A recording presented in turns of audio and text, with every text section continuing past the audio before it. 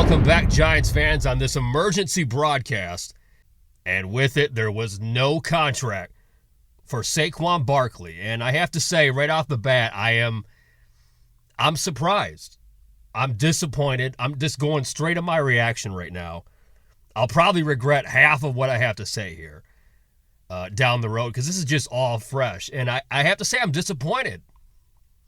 I've been adamant the entire offseason that I did not think that the Giants would let Saquon Barkley enter the 2023 season on just playing on the tag. And a lot of that, before we break this all down, right now we still don't know the numbers. I don't know the numbers in front of me. There's been a lot of speculation that there was Saquon or the Giants might have gone up all the way to $22 million near the deadline in guaranteed money. And right now I won't speculate on that. Nothing is confirmed as of this podcast, which is right here, July 17th. And, look, this was a deadline. This was a marker that a lot of Giants fans, including myself, had put a line in the sand.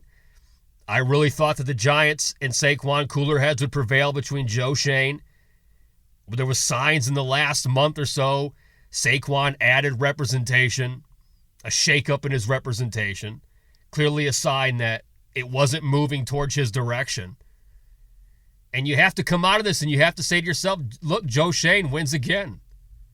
Joe Schoen remains undefeated as a GM when it comes to contract disputes or contract talks. And if you're a fan of the New York Football Giants, as much as some of us, myself included, may be attached to guys like Saquon, as far as the organization goes, putting the helmet and the logo in front of the jersey, Joe Schoen gets the job done. Do I agree with everything the way it's played out? I don't know. I don't think so. But that's why I can't speculate on that because I'm a fan. And for me, approaching this as a fan, I look at everything all around. I try to honestly come at this from two sides and understand both sides. From the Giants' perspective and Joe Schoen, you're protecting your long-term investment. You see 5 years, 10 years down the road. You got big contracts coming up next season. Xavier McKinney, right off the bat. So you're looking at long-term, what does this franchise mean? What does this mean to the franchise? What kind of hole does this put in the franchise? And then you're Saquon, from his side, you're like, look, I've given everything I have since I came into this league. I've been hurt, I've bounced back, and you can make the argument I've bounced back and didn't skip a beat.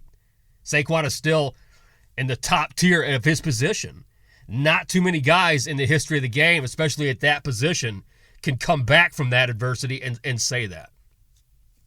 But he did.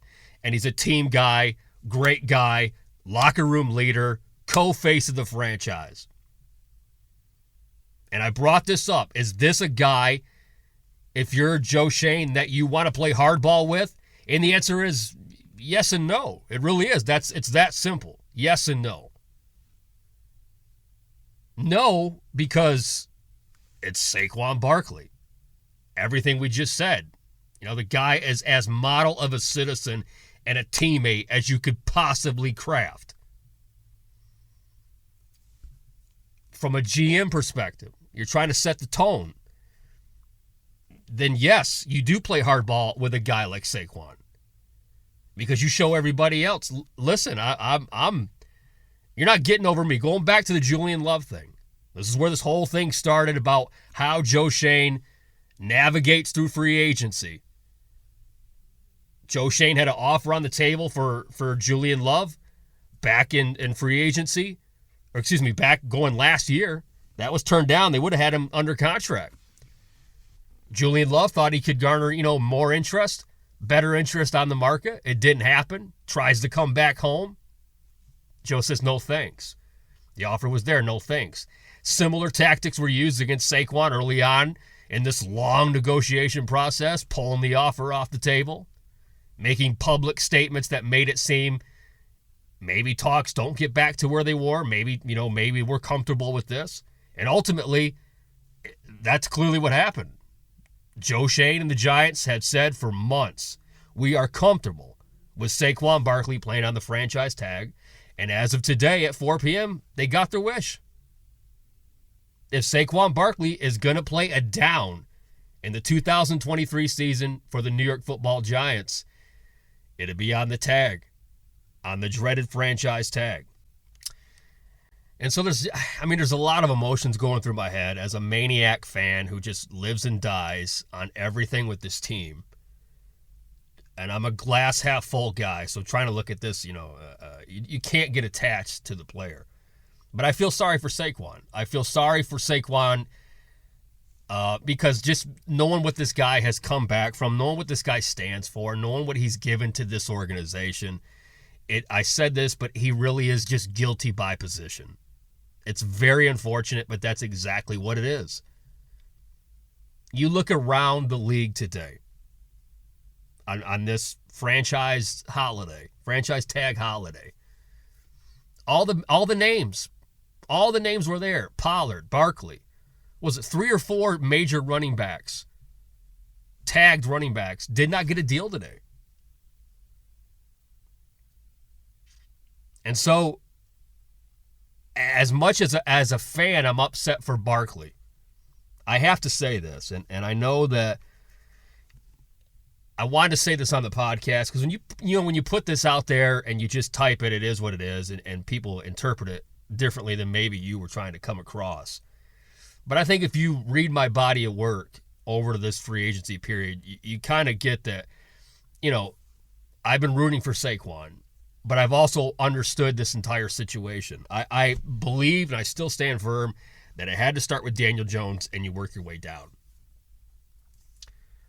But what I will say is, going back to January, Saquon made it very clear that his quote was he did not want to reset the running back market. That's what he said. He didn't want to go for Christian McCaffrey money, 16 mil up. And that was his quote. He did not want to reset the running back market. And in a weird twist, it is Joe Schoen that prevents him from doing so. Because in the end, if you're Joe Schoen and you're other general managers, but you're Joe Schoen, you're looking out the window at the driver's seat, you have complete control of negotiations. And you're watching the rest of the league, whether it was on purpose, whether or not, from March on. No running back, all running backs froze out, right? Just boom, nothing there. And even if the ones that did get a deal, they're not impressive deals. They're nowhere near the deals that they were just a couple of years ago. I mean, you got a guy like, Dalvin Cook still sitting out there in free agency. So the running back market all of a sudden in this free agency just got punched in the face. So you're Joe Schoen, you're looking at all these other guys, and you're thinking to yourself, look, out of all those names, all due respect to all those players, a lot of great guys over there. They don't mean shit, quite frankly, because Barkley is better than every one of those guys. He's a bigger name than every one of those guys. And this situation, whether you like it or not, is magnified when you're in the New York sports market, okay? It just is. So he's got all of that pressure, all of that coming down on him for that 4 p.m. deadline. And Joe's thinking to himself, you know what? If I give you a deal, whatever that number is, we don't know what the number is, so I'm not going to speculate. I don't know what it was. It may be so asinine that I have no problem with what Joe did whatsoever. It may be reversed where I'm like, what in the hell were you guys doing not offering Saquon more than that? But as of right now, I don't know it. And you don't know it either. What we do know is that the rest of the league hit pause. And they said, okay, this is where we're cut off. This is the market right now for running backs. Here it is. It's no more than the franchise tag. So going back to Saquon's comments in January, he doesn't want to reset the market for a running back. Joe Schoen at 4 p.m. today made that possible, because the reality is, as much as I wanted it, I rooted for it, I said it, root for the ink. If the ink hit the contract, then Joe Schoen blinks and bam, the market's reset. But there's so many moving parts to this. It's bigger than that because I know players like Plaxico Burress, former players like Plaxico, and other current players have weighed in on Saquon's situation. And they all talk about the same thing because they're all coming from how this guy is as a person, what he does on and off the field, what he means to the franchise. And that means something. Joe Schoen has 32 locker rooms, including his own, 32 locker rooms that were patiently waiting to see how this deal was done because of who Saquon is. Yes, there's other running backs that did not get their contract and they're stuck on the tag. Saquon's bigger and better than all of them. And Joe didn't blink. I have to give it to Joe Schoen because he didn't blink. The pressure was there. He didn't blink.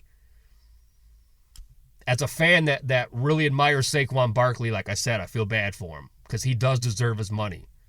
He deserves to be paid. Getting tagged 2 years in a row with what the tag is next year still would have been slightly less than if any of those numbers were true. The 19 mil, the 22 mil, don't want to speculate if they are true. Still would have been less. And even if that was the case, even if it equaled out the 20 million, where's the commitment? And that's the other element here. That's what Saquon gets to say. Where is the commitment? And somebody will say, well, there's no loyalty in sports. It's a business. And it's true. That's absolutely true. But sometimes there are guys that you're just, when it happens, you're just like, oof. Man, that's tough. That's a bad look. And that's where we are today. Raw emotion, raw reaction. I guess where I have to look at it is the franchise did the right thing for the short-term success of the New York Football Giants. And that's all that matters at the end of the day. Whether or not, it could have been Saquon, it could have been somebody else, but it was Saquon. I think that's why it stands out to some people. But that is what it is. And here we are. I mean, look, I brought this up. Don't think this is going to happen. I don't believe for a second that Saquon misses any time, but I also didn't think he'd play just on the tag alone. So I was wrong. I mean, you have to own it when you're wrong. I was wrong. So the next date we have here, I would imagine Saquon skips workouts. And that's the other thing. What does that say to you? That's the next thing. We have to defend. This is all we're going to talk about. The longer he's not here, and the longer that there's no ink on that contract, on that franchise tag, this is all the story's going to be now, right? This is what we all wanted to avoid. That's why this sucks. No, there's no winner here today. Yes, again, short-term, long-term franchise wins. But this sucks big time because now this hangs over your head. This is now what the fans are going to talk about. And if Saquon does not show up all summer, and God forbid if he misses week 1 in Dallas, I don't think the fan base would ever forgive him. I just don't. I've been around decades watching this team, longer than most of you listening. And I know I have the pulse of this base. I know how they feel. And they turn on people in a dime. So, is he here? I don't know. Come week 10, though, November 14th, if Saquon does not sign his contract by 4 p.m. November 14th, he's no longer eligible to play in the 2023 season.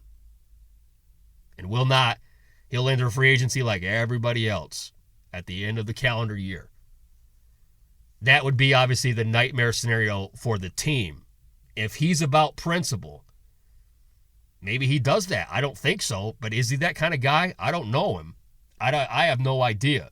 The flip side of that coin, because I'm going to see it in the comments and I'm going to hear it for all summer long, is, dude, hey, if you're a franchise guy, if you're the guy that everybody says you are and stands up for you in the locker room, sign the tag. Get your ass out here and be with the team. Because now at this point, that's where things are going to get interesting, because now things are going to get magnified. Emotions are going to get even more ramped up now. Because now people are going to say, now you have no reason to not sign the tag, so why in the hell are you not here? Sucks. It could have been avoided. Maybe it could have. I don't even know that. I don't know that, and we don't know that. Maybe this is just the way it was going to be. I don't know what's going to happen long term as far as Saquon Barkley as a Giant. As of right now, he is one, potentially, maybe. A lot up in the air. I still don't think that he remotely misses any games. Why would you turn down $10 million? There's so many weird moving parts of this, because if it's about money, and you're not going to turn down $10 million. $10 million guaranteed is better than zero. But if this really isn't about dollars, if this really is just about respect, the numbers are there. We know what it's like without Saquon. So there's a lot to digest. We're going to do that later this week. I just wanted to instantly react to this because I am kind of surprised. I'll eat my words when I have to, but this one caught me off guard. I really thought this was going to come in maybe at the latest at 3:59. But we'll talk about it all week long. I know there's going to be varied opinions on this. I see things both sides. I'm not trying to take one side or the other. The fan in me who loves Saquon Barkley is bummed out for him. Fan of the Giants understands. And it sucks. It's like being in a divorce.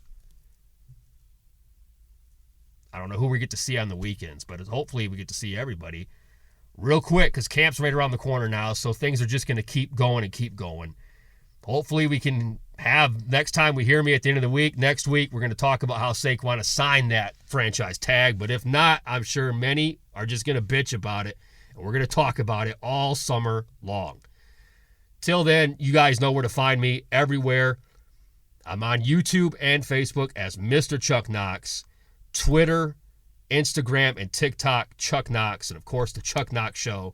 We took a summer break here for the July, coming right back at the end of the month for camp and for the rest of the season. So that's where you guys will find me. I'm going to digest all this and be communicating with you guys. If you have any questions, drop them at the links that you see me post. And I appreciate you guys for continuing to support everything that I do and all the content on this channel and anything that I put out. And I hope that we're just now getting to the next phase without any more problems, any more roadblocks, because we got a lot to work on and we are headed towards a great 2023 season. Don't let this damper your parade. Don't let this shit on your mood for the Giants. We're still going forward one way or the other. I'll be back soon. Talk to you Giants fans real soon. Till then, I am out.